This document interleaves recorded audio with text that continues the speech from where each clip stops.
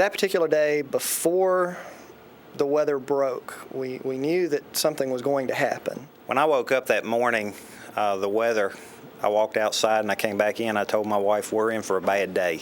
I guess the last time that these parameters had come into place was April the 8th of '98.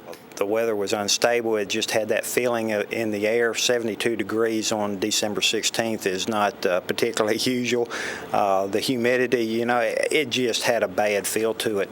It was a normal day for us as far as our spotting procedures go. We were, getting ready to go into the field about 10 o'clock that morning in light of the threatening weather. As a storm spotter here in Tuscaloosa County, I was assigned the area south of town and went to Mayhinton Drive and sat in the median there at Mayhinton Drive near Shelton State Community College. As net control, it's my responsibility to A, get the spotters in position to view, hopefully, the storm without getting in front of it, and B, pass on whatever information they've got to the Weather Service. And around 12:30, over lunch, I saw tornado warnings Greene County, and I know the track. I mean, it's not the first time we've been through this. At that point, I'm in the rain-free base clouds, and I'm getting reports that I can't see anything at this point. After that passes, I can actually see the wall clouds. So I report back into net control that I have a confirmation on a wall cloud that's in the southwest region of the county. So I was listening to the scanner. I heard volunteer firemen say, it's on the ground in hulls. It's a sinking feeling when you hear that. I hear Kurt Junkin, a storm spotter in the southwest or the south part of our county, down in the Inglewood area, report break, there's a tornado on the ground. We was able to see the rotation coming in our direction. Me and another storm spotter were stationed there, and I said, I believe it's coming our way. We need to get out of our location, because obviously we were at that time in a very bad location. It's something that you anticipate, but you never really want to see, kind of thing. If this tornado tracks 1 mile north, it goes through Walmart parking lot on a shopping Saturday before Christmas. The numbers of injured would just be enormous.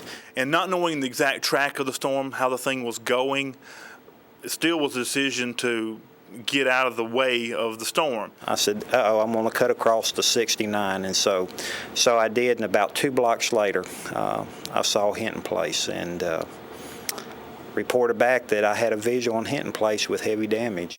What we saw was just devastating. You could see in the distance the houses of Hinton Place, and you could see the Winn-Dixie and the bank, and just it was gone. We actually have got a major incident going on here. And as you saw the houses that were gone, you knew you were going to find some people that were injured, and hoping not to find anybody that had been, killed. From our standpoint, as far as storm spotters, we are there to communicate, and we let the EMS and the fire and the sheriff's deputy obviously take care of their side of the response. It's an image that will last a lifetime. A lady directed me to this house on the right-hand side of the street there, and it was the Fitz family's house, and unfortunately, Miss Fitz didn't make it, and I was there when Mr. Fitz pulled him out of the rubble there, and just the fear in his eyes. It was almost like it wasn't real, but yet it was very real. They were automobiles that had been tossed around in the road. People from those automobiles were still inside the automobiles.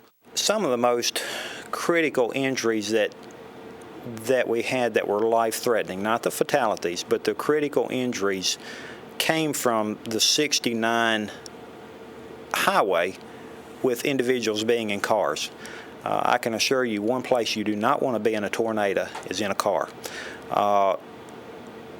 And so I knew my rescue equipment was going to be needed there. We had to use the jaws of life to cut individuals out of the cars. I see a fatality within sight of where we have the command post.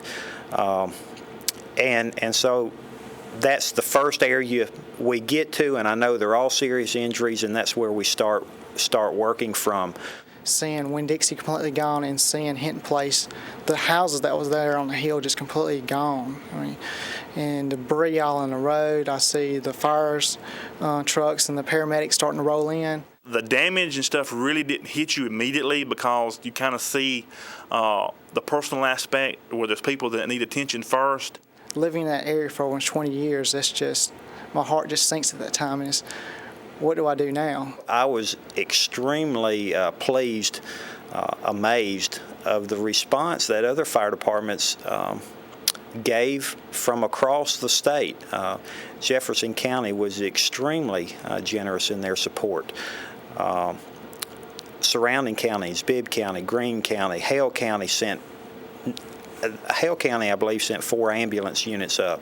But there were volunteer fire departments. I think I heard that there were volunteer fire departments here in Tuscaloosa. There were 19 that responded to that area. In addition, there were also volunteer departments from, I want to say it was an additional 11 counties, as well as the paid departments from the areas. 11 people died, but I have had numerous people tell me that we heard you on the scanner, or we heard James Spann talking about you, or my friend called me on his cell phone because he heard that y'all had done this.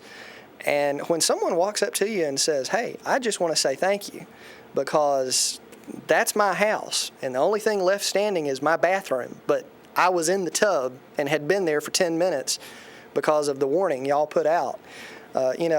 It's good to know at the end of the day that, yes, you hate to think that 11 people died, but it could have been 50 or 60. And you're responsible for those 30 or 40 people that may have made it.